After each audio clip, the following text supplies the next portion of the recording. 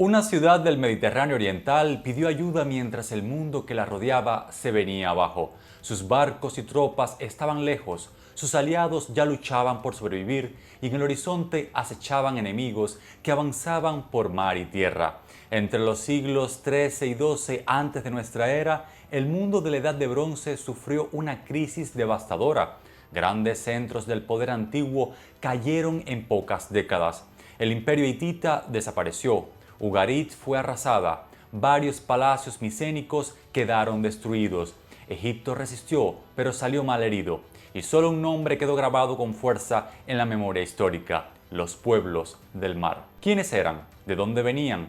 ¿Fueron en verdad los responsables de este colapso civilizatorio o aprovecharon una crisis que ya estaba en marcha?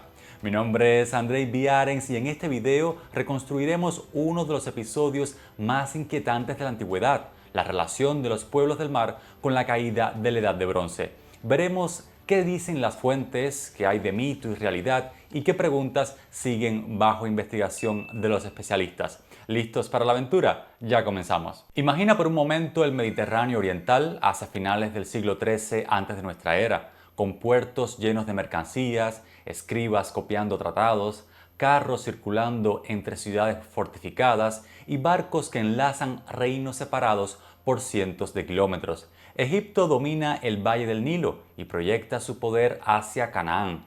El imperio hitita controla buena parte de Anatolia y compite por las zonas más estratégicas del norte de Siria. Los palacios micénicos concentran riqueza y autoridad en el Egeo. Chipre, por su parte, abastece de cobre a media región. Ugarit prospera como puerto y es además bisagra y punto de encuentro entre grandes potencias.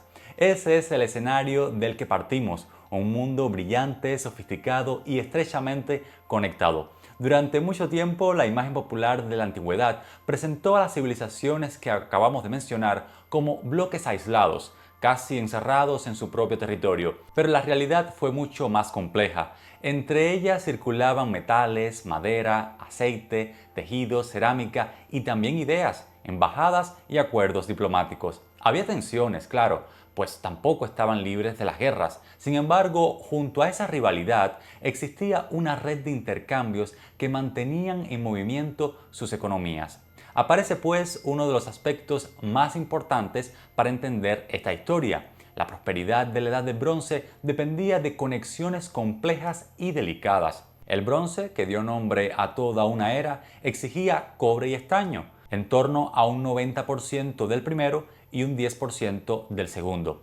El cobre llegaba sobre todo desde Chipre. El estaño, en cambio, podía llegar desde Anatolia, Asia Central y, como sugieren estudios recientes sobre lingotes mediterráneos, también desde el extremo occidental de Europa. Eso obliga a sostener rutas comerciales extensas y complicadas. Si una parte de esa red se rompía, el impacto llegaba muy lejos. Por eso conviene mirar este mundo como una maquinaria enorme e impresionante y al mismo tiempo vulnerable. Cada reino necesitaba aliados, suministros, mano de obra, tributos y vías seguras para mover mercancías.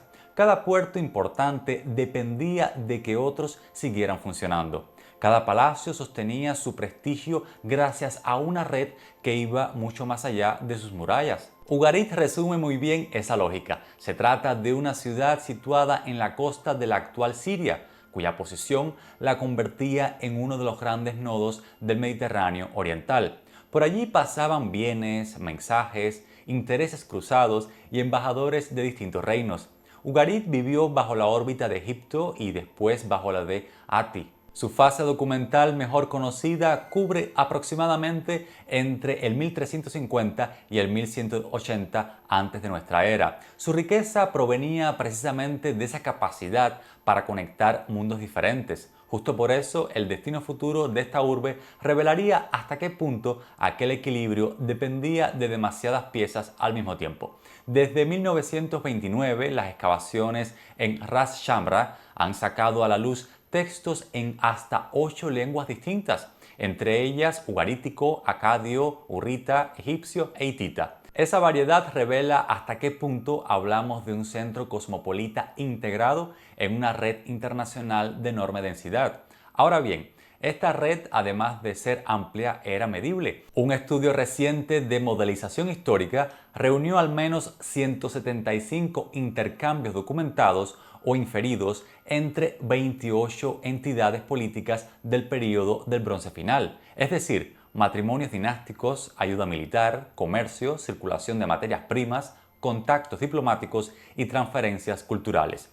Todo eso sostenía la estabilidad regional y todo eso también podía fallar. El mismo estudio mostró que la desaparición simultánea de nodos estratégicos como Ati y Ugarit bastó para desencadenar un efecto dominó sobre Anatolia Occidental, Chipre, Canaán, Grecia continental, Creta y más tarde Egipto. El ejemplo más claro de esa interdependencia apareció bajo el mar, frente a la costa de Anatolia. El pecio de Uluburun, fechado a finales del siglo XIV antes de nuestra era, transportaba cobre y estaño para fabricar bronce, junto con marfil, vidrio, resinas, huevos de avestruz, joyas y otros productos de lujo. Ese barco llevaba materias primas y objetos procedentes de regiones muy distintas y muestra de forma material lo que las tablillas ya sugerían, o sea, que el Mediterráneo oriental funcionaba como un espacio intensamente conectado por la actividad marítima. Y aquí aparece una vulnerabilidad todavía más seria. El cobre podía conseguirse en el Mediterráneo oriental, sobre todo en Chipre. Ahora, el estaño era otra historia. Durante mucho tiempo se pensó sobre todo en rutas orientales vinculadas a Asia Central y regiones como Badakhshan.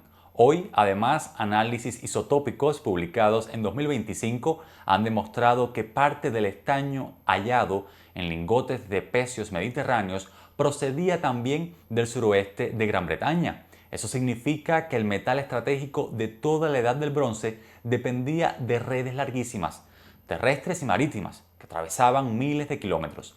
Si esas rutas se cortaban por guerra, piratería o inestabilidad política, los grandes reinos no solo perdían riqueza, también perdían capacidad para reponer armas, herramientas y equipamiento.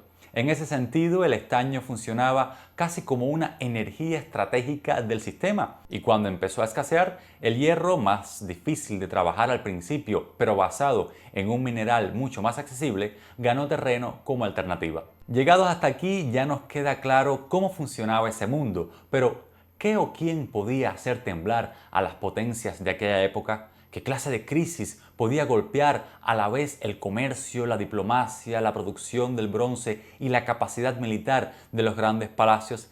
Quédate porque responderé a esas preguntas a continuación. Si estás disfrutando de esta historia, no olvides dejarme un me gusta, suscribirte y activar la campanita para que te llegue todo mi contenido. Y si quieres contribuir aún más con el canal, te invito a adquirir mi libro Andreíadas, una novela de fantasía épica basada en los grandes misterios del mundo antiguo que todavía hoy siguen sin estar resueltos. Tienes el enlace en la descripción de este video. Cuando hoy pensamos en los pueblos del mar, solemos imaginar una gran oleada de invasores surgidos de la nada. El problema es que la historia real resulta bastante más compleja. El nombre mismo ya nos obliga a ser prudentes. Pueblos del mar es una etiqueta moderna. Los egipcios jamás hablaron de un bloque uniforme, perfectamente definido y fácil de identificar. Lo que hicieron fue dejar listas de nombres, escenas de combate y textos de victoria que hoy debemos leer con cuidado. La fuente más famosa está en Medinet Habu, el templo funerario del faraón Ramsés III construido en Tebas. Allí quedaron grabadas las escenas del gran enfrentamiento ocurrido en el 8º año de su reinado, que suele situarse hacia el 1177 antes de nuestra era. En esos relieves aparecen barcos, carros, guerreros con cascos distintos y grupos que avanzan también con mujeres y niños. Esa imagen sugiere algo más que una simple expedición militar, pues habla de desplazamientos humanos a gran escala. En la inscripción se enumeran varios nombres de pueblos invasores. Entre ellos aparecen los Peleset, los Heker, los Shekelesh, los Denien y los Weshesh. En otras fuentes egipcias, sobre todo en tiempos del faraón Meremtah, aparecen también los Sherden y los Luka. A partir de aquí, muchos autores intentaron identificar a cada uno con regiones concretas del Mediterráneo. Y ahí empiezan los problemas, porque en la mayoría de los casos siguen siendo solo hipótesis, y varias de ellas llevan más de un siglo discutiéndose sin una respuesta definitiva. Por ejemplo, los Luca suelen vincularse con el suroeste de Anatolia, con la futura Licia. Esa relación tiene bastante respaldo porque los textos hititas ya mencionaban a los Luca, antes de incluso del gran colapso, y los muestran como grupos inquietos, difíciles de someter y muy activos en la franja costera. En cambio, otros casos siguen abiertos. Los Sherden se han relacionado muchas veces con Cerdeña y los Shekelesh con Sicilia, los Denien con el mundo egeo y los Peleset con los futuros filisteos del sur de Canaán. Si bien algunas de esas conexiones tienen puntos fuertes, ninguna permite zanjar completamente el debate. Conviene ahora detenerse en un detalle importante. Estos nombres no aparecen por primera vez cuando el sistema ya se estaba derrumbando. Algunos grupos estaban presentes en las fuentes desde mucho antes. Los Luca ya eran conocidos por los hititas. Los Sherden se mencionan en textos egipcios anteriores y se conoce que hasta sirvieron como mercenarios. Eso cambia mucho la perspectiva porque entonces dejamos de hablar de un enemigo surgido repentinamente y empezamos a ver un mosaico de pueblos costeros, guerreros, navegantes y grupos móviles que ya formaban parte del paisaje político del Mediterráneo oriental. Ahora, si bien las fuentes egipcias son indispensables, debe recordarse que también son propaganda real. Ramsés III quería perpetuarse como el salvador de Egipto. Para ello debía fijar en piedra una victoria y dejar claro que él había frenado a una amenaza gigantesca. Por eso Medinet Habu vale mucho como testimonio histórico, aunque al mismo tiempo exige mucha cautela. Hay un detalle en la inscripción de Medinet Habu que la vuelve especialmente poderosa, pues en ella se dibuja un mapa del desastre. Va mencionando una serie de territorios que, según su relato, ya habían sido golpeados: Hatti, Kode, Carchemish, Arsagua y Alashilla. Aparecen como etapas anteriores de una misma sacudida. Después introduce otro dato muy preciso: los invasores habían levantado un campamento en Amurru, es decir, se trataba de una fuerza que se desplazaba, se instalaba y continúa avanzando. Solo entonces el texto gira hacia Egipto, y cuando por fin nombra a los grupos que integraban esa confederación, los presenta como una fuerza convencida de su éxito. Así, ese orden convierte la inscripción en algo más que un elogio militar. En cualquier caso, vemos que además de simples invasiones militares, que podían haber llegado para saquear los grandes nodos comerciales de la época, tenemos pueblos que intentan emigrar con todas sus familias. ¿Conoces otros casos similares en la historia?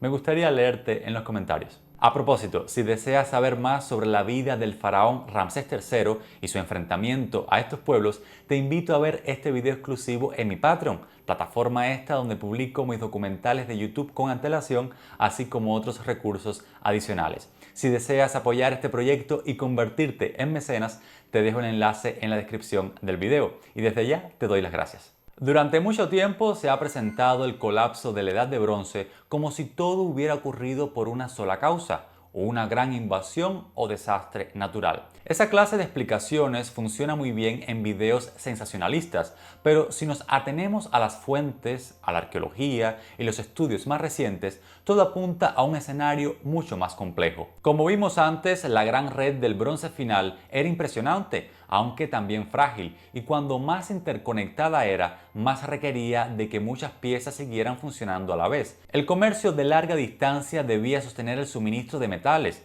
Los grandes palacios necesitaban ingresos, tributos y rutas abiertas. Los reinos dependían de aliados a veces lejanos. Los puertos vivían de la circulación constante de mercancías y de la estabilidad diplomática. Cuando varias de esas piezas empezaban a fallar al mismo tiempo, el margen de la capacidad de resistencia se reducía drásticamente. Aquí aparece Ugarit como buen ejemplo. Las cartas halladas en Ras Shamra revelan una situación desesperada.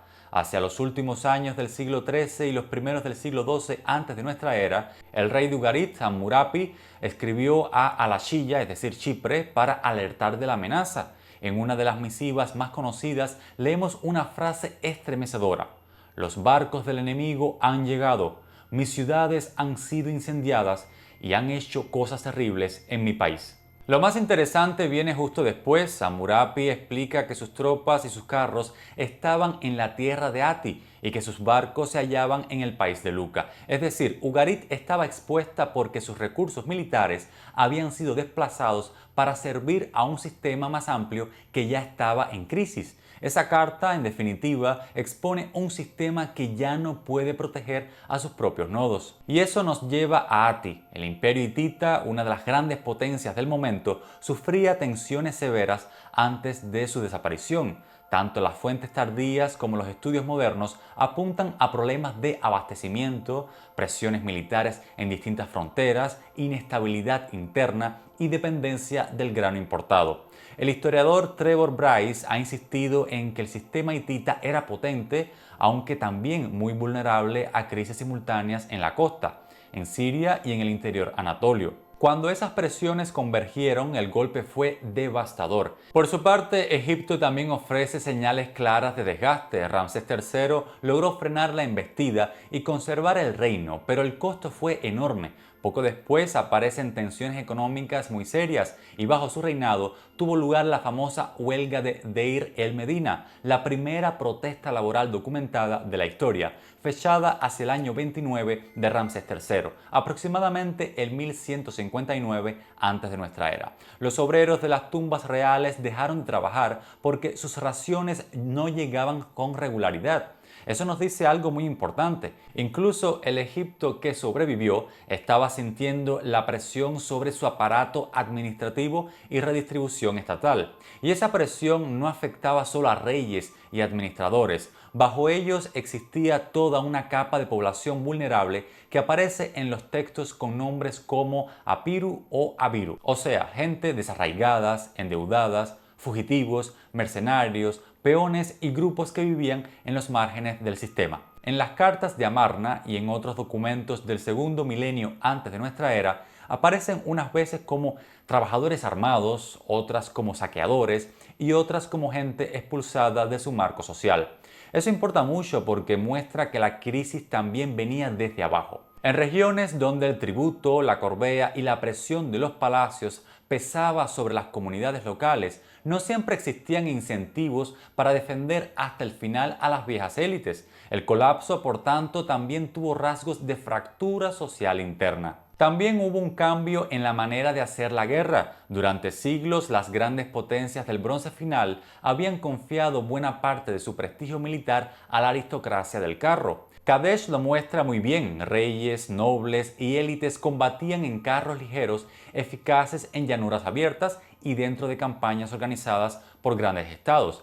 Frente a ese modelo, a finales del siglo XIII y comienzos del XII antes de nuestra era, empezó a ganar peso una forma de combate más móvil y más irregular, basada en infantería capaz de golpear rápido, desembarcar, saquear y combatir cuerpo a cuerpo en espacios donde el carro perdía su ventaja. En ese contexto se difundieron armas como las espadas largas del tipo Nahue II, aptas tanto para herir de punta como para cortar y muy adecuadas para un combate cercano más dinámico.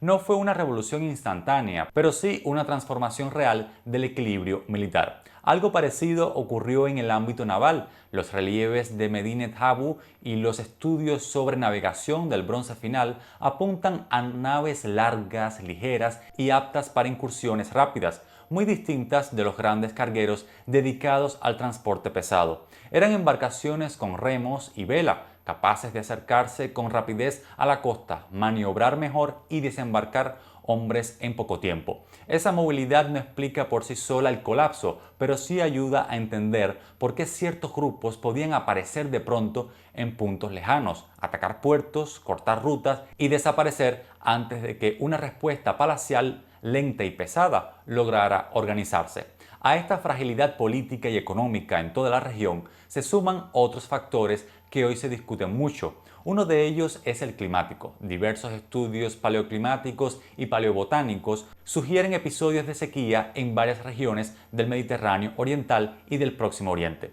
a finales del segundo milenio antes de nuestra era. No todos los especialistas le dan el mismo peso, pero sí hay un acuerdo amplio en que el estrés ambiental pudo agravar un sistema ya sometido a una gran tensión. La sequía por sí sola no explica el colapso, pero en combinación con guerras, disrupción comercial y desplazamientos humanos sí pudo multiplicar sus efectos. Otro factor clave de este colapso fue la propia estructura palacial. Muchos de estos reinos concentraban poder, almacenamiento, redistribución y prestigio en centros muy concretos. Si un gran palacio ardía, el golpe podía afectar archivos, tributos, talleres y la distribución de alimentos y la legitimidad política. En el mundo micénico, por ejemplo, varios centros importantes fueron destruidos o abandonados entre finales del siglo XIII y comienzos del XII antes de nuestra era. Pilos, Tirinto, Micenas y otros lugares muestran capas de destrucción, reconstrucción parcial y, en algunos casos, pérdida del sistema palacial. Ese proceso no fue idéntico en todas partes, pero sí refleja una gran contracción del sistema. Así podemos concluir que los pueblos del mar fueron parte del desastre, pero el caos necesitaba un terreno preparado con antelación. Un mundo donde los imperios gastaban recursos enormes en mantener su posición, donde las rutas del metal podían bloquearse, donde una ciudad atacada pedía ayuda y nadie respondía, y un palacio incendiado podía arrastrar mucho más que a su élite. Lo que tenemos frente a nosotros es una tormenta de causas entrelazadas, donde guerra, escasez, debilidad administrativa, tensiones climáticas y movimientos de población empiezan a generar una indetenible reacción en cadena. Pero si les soy sincero, no puedo evitar preguntarme si el colapso fue tan amplio y tan complejo en sus causas. ¿Por qué la memoria histórica terminó concentrando tanta atención en los pueblos del mar? ¿Por qué ellos quedaron como el gran símbolo de la catástrofe?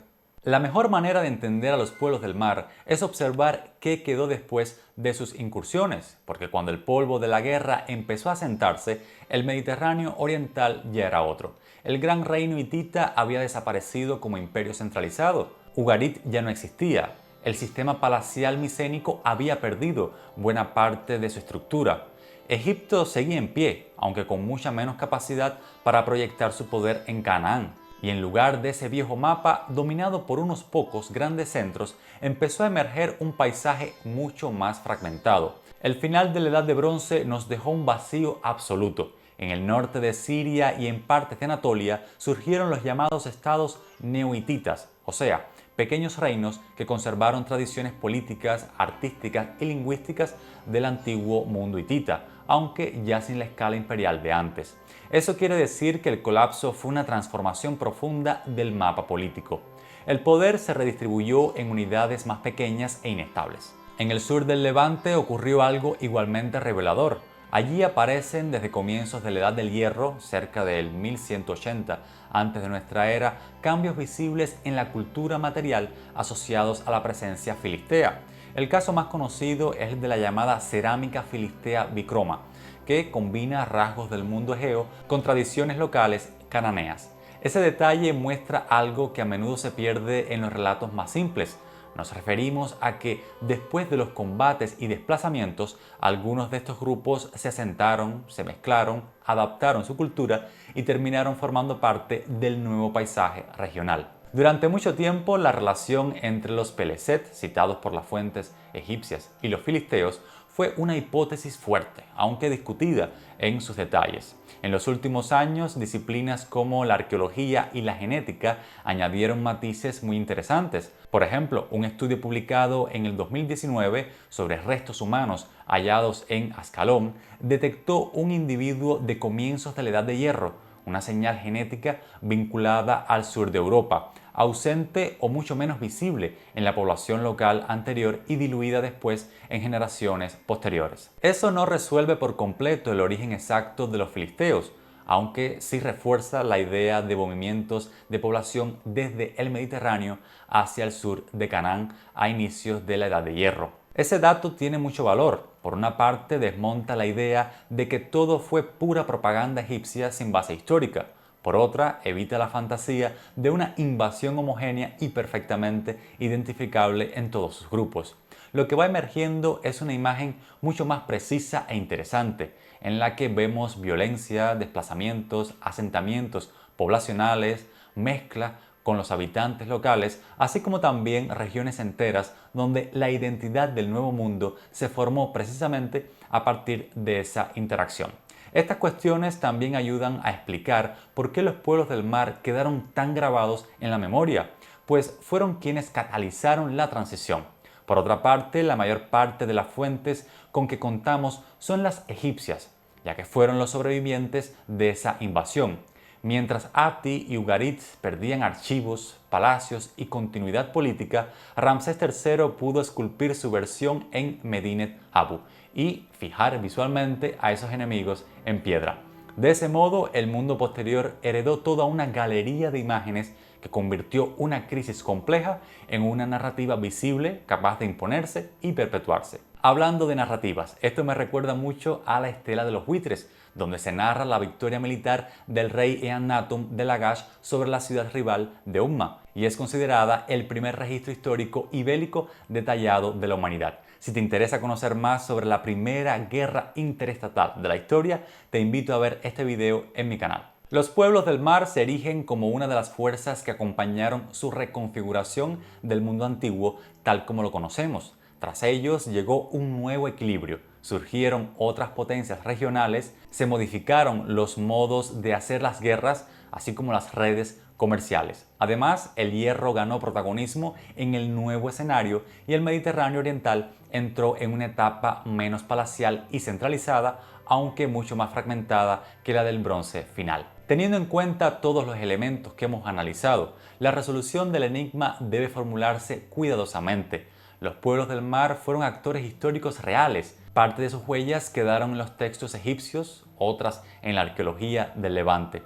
Algunas incluso empiezan a verse en estudios genéticos recientes. Sin embargo, su importancia no está dada únicamente por el hecho de que atacaran ciudades o vencieran ejércitos. Su valor real puede comprenderse mejor considerando su accionar e influencia justo cuando el viejo orden del bronce final deja de sostenerse y un mundo distinto empieza a tomar forma. La historia de los pueblos del mar sigue fascinando por una razón muy concreta.